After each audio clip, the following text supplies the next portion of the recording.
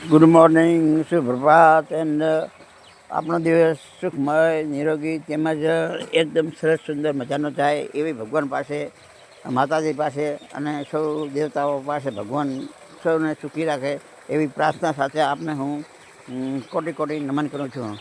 મિત્રો, એક આ ઝાડ છે નાનો એવું, પહેલાં પણ બતાવ્યું હતું પણ નાનો હતો, હવે થોડો મોટો થયો છે. તો આ છે સીતાફળ. કેવો છે દેખો મિત્રો, આના દરરોજ કેનાલનું પાણી રેડી છે. આ સીતાફળ છે, જો નાના નાના ફૂલ આવ્યા, આ ફૂલ આવવા માંડ્યા છે. અને આ ક્યાંક એના દડા પણ મોટા મોટા 2-3 ફળ આવ્યા છે, પડી ગયા છે. આ ફૂલ આવ્યો છે, આમાંથી પછી દડો આવે છે. સીતાફળ છે મિત્રો. તો આ આવી રીતે એક એક વૃક્ષ વાવીને પણ આપ ઘણા એવા વૃક્ષોનું વાવેતર કરી શકો છો.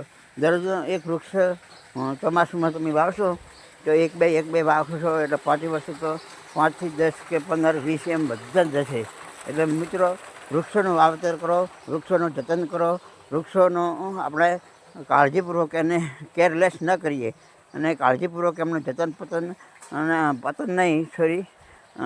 કરીએ અને માવજત કરીએ તો એ જ વૃક્ષો આપણને વરસાદ આપે છે, આપણને છાંયો આપે છે, આપણને ફળ આપે છે, તેમજ આપણને સારો એવો કુછ ફળાદી આ બાગાયતી પાકોમાંથી મળી રહે છે. તો મિત્રો, આ વિડીયો આપણે ગમે તો ખૂબ શેર કરજો, લાઈક કરજો અને ફોલો કરજો. જય હિન્દ, જય અંબે માતા, જય ચામુંડા માતા, જય નમઃ શિવાય, ઓમ પ્રભુ, જય અંબે માતા, હે નમઃ.